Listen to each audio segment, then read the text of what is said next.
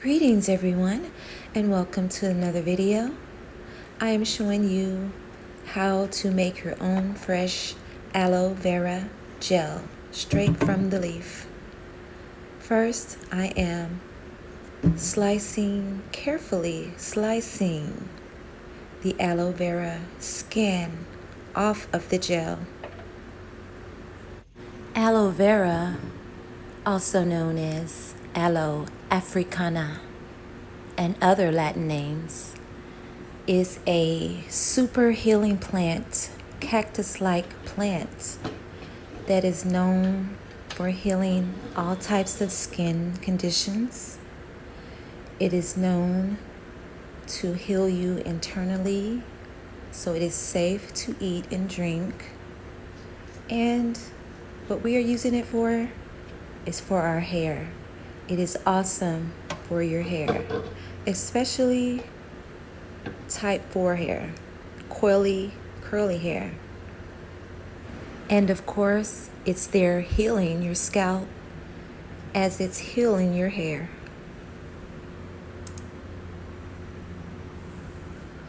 This is a very easy plant to grow on your own, but it likes hot and dry climates.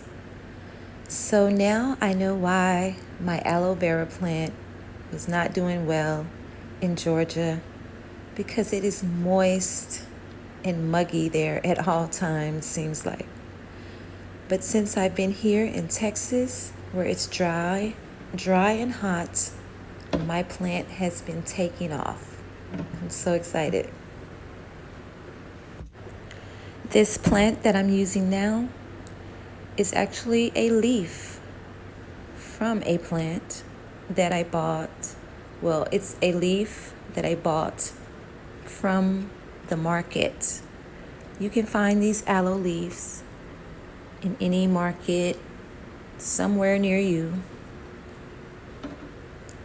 And this is a huge leaf compared to my little baby plant.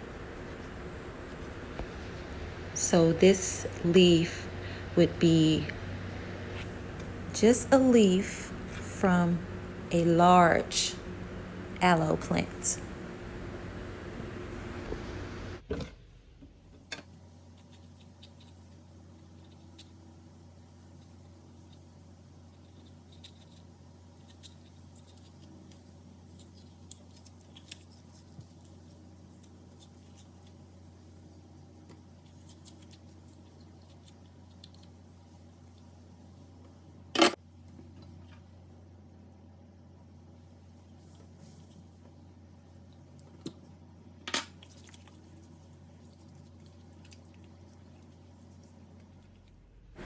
The way I'll be making my gel today is with a little bit of water, adding my aloe gel and blending. Blending very lightly, because I find when you blend heavily or long, your gel turns watery. That's what I've experienced in the past. I don't know.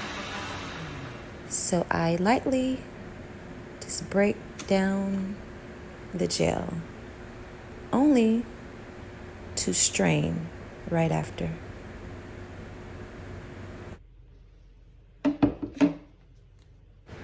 I'm just using a scarf to strain with. And there you see, that was the aloe flakes from the last time. Using my scarf, just pour that aloe gel right in. And then you're going to squeeze all the gel out, hopefully leaving as much of the fibers in the scarf so they don't transfer into your hair. Yes, aloe vera fibers do leave flakes in your hair when it gets in your hair, but also it's easily knocked out of your hair. When your hair is totally dry, you can shake those fibers right out. keep shaking and flipping your hair, knocking your hair with your hand, and getting all those flakes out. It's just something I've experienced already. So I do believe it's best to go ahead and strain your aloe vera. And also rinse it out if you can. I always rinsed my aloe vera out when I had my locks. But some people don't like to wet their hair a lot like that. So it's an experiment to see what will happen with your hair. But I find aloe vera is pretty much safe with me. I mean, if you do have the flakes in your hair, when you do wet your hair again and rinse your hair, all that will come right out. Just my experience. What the aloe vera does is locks your hair in place. It relaxes and conditions your hair in a way where it curls and stays the way you put it. So once those curls are set into place, they're not moving pretty much unless you mess with them. This is my client. 1 week later, her hair is basically the same way I left it. Her roots kind of puffed up, but that's due to her texture, and we didn't lock it in a way to say interlocked or put a band on it right there for those roots to stay put. So what I'm doing is tightening her roots for her to freshen up her look for the day. We have an event to go to. My client happens to be my godniece as well. And we're going out today, and she wants to look fresh and spiffy. So I'm tightening up her roots just a little bit, not doing too much, because we are also going swimming later. And I know all of this gel work is going to be undone, but also her hair will remain locked in the same position. So as you see, I am only putting the gel on the loose hair at the roots. Where the lock work I did last week is where I'm stopping.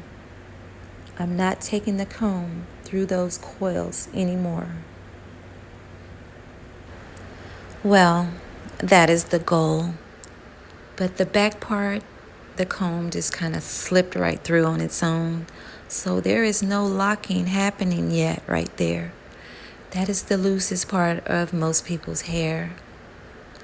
Well, not most people, but a lot of people I know, that's the looser part. But the other sections, the comb is stopping right at the old lock work. And that's what we need to do if we expect any locking to happen. That hair needs to get tangled somehow in order to start locking. Otherwise, you have just a pretty coil, a pretty bouncy coil is all you have. And you want to make sure your hair is not locking because there's lint stuck in there. Essentially, it is your shed hair that are unable to get out that is locking your hair. And here is her results, you all. Thanks for watching. Be blessed.